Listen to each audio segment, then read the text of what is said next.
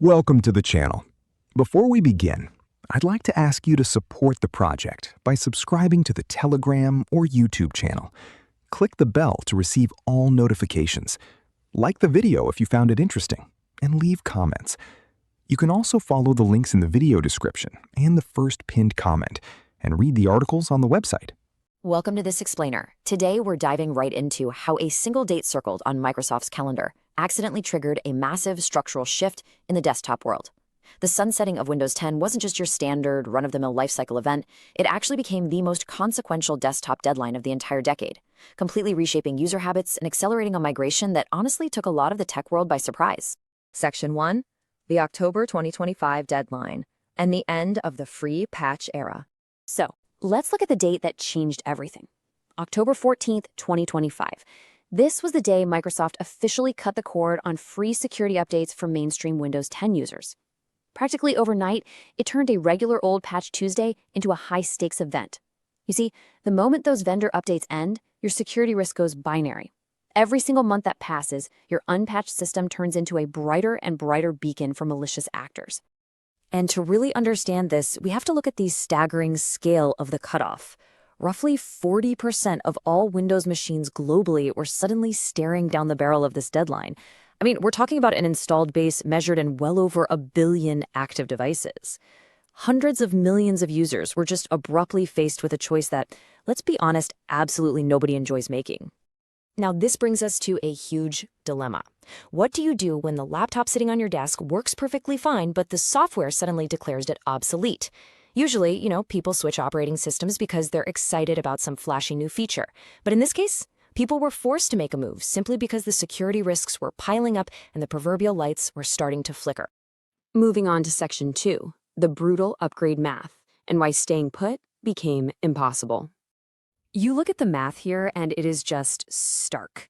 Upgrading to Windows 11 officially demands things like TPM 2.0, secure boot, and a fairly modern processor.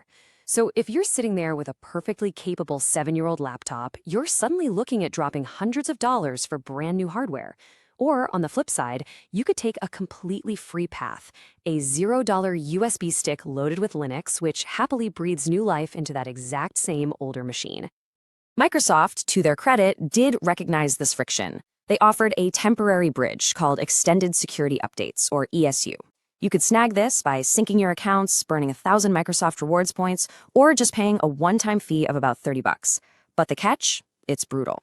It hard expires on October 13th, 2026, and you get absolutely zero new features, just bare minimum life support. So anyone taking this bridge wasn't actually solving their problem, they were really just renting a 12-month delay. Section 3, the unexpected Linux exodus, from punchline to contender. For literally decades, Linux on the desktop was kind of an industry punchline, right? It was viewed as this hobbyist playground permanently stuck under 3% market share. But this exact pressure cooker, the Windows 10 sunset, changed all of that. Global usage skyrocketed to 4.7% in 2025. To put that in perspective, that is a massive 70% jump from where it sat in mid-2022. And the regional shockwaves were even stronger. By June of 2025, U.S. market share crossed 5% for the very first time. And then, by August, the U.S. Digital Analytics Program registered a stunning 6% of all visitors to federal websites running some flavor of Linux. That old punchline was officially dead. And we know exactly who was driving this surge. When Zorin OS 18 launched right alongside the Windows cutoff, it saw 6-figure download counts almost instantly. And those downloads were overwhelmingly coming from Windows machines. People weren't just casually window shopping here.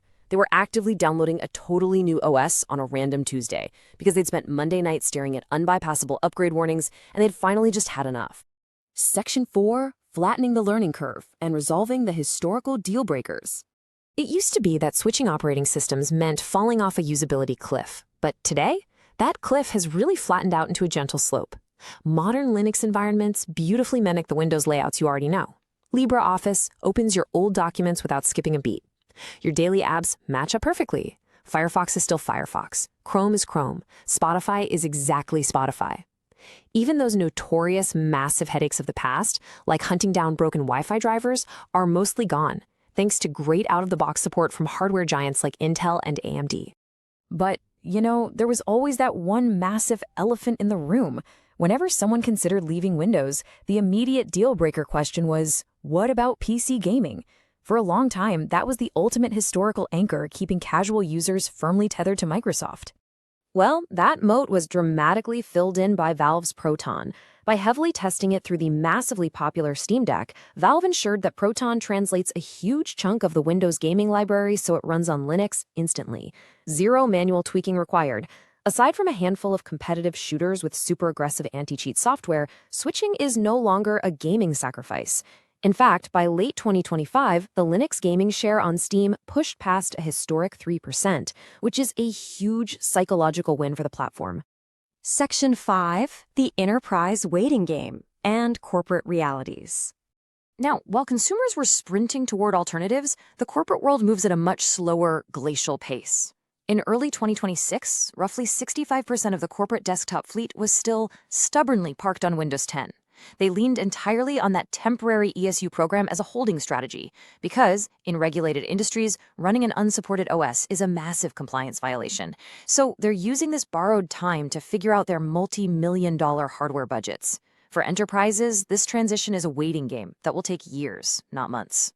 Section 6, a permanently changed landscape and the new desktop horizon. Windows is absolutely still the giant in the room, sure, but the slope of the adoption curve has permanently shifted. Analysts are now projecting the global Linux desktop market to just absolutely balloon, growing from a little under $22 billion in 2024 to nearly $100 billion by 2032. That's a massive growth trajectory, and it reflects a totally new reality in the desktop space. If you're sitting there looking at your own perfectly good but suddenly unsupported PC, you actually have more landing pads than ever before to test these waters completely risk-free. Step 1. You can boot a live USB to try out an OS without even touching your hard drive. Step 2. Set up dual booting to evaluate things while keeping Windows there as a safety net. Or, Step 3. Just run it safely inside a virtual machine. To wrap up this explainer, I really want to leave you with an incredibly insightful quote directly from the source material. The Windows 10 sunset did not invent demand for an alternative. It revealed how much demand was already there, waiting for a forcing function. Between privacy concerns, forced cloud accounts, and hardware obsolescence, that pressure had been quietly building for years. So I leave you with this to think about. Did Microsoft's hardware cutoff actually create a brand new market, or did it simply open the valve on years of built-up frustration?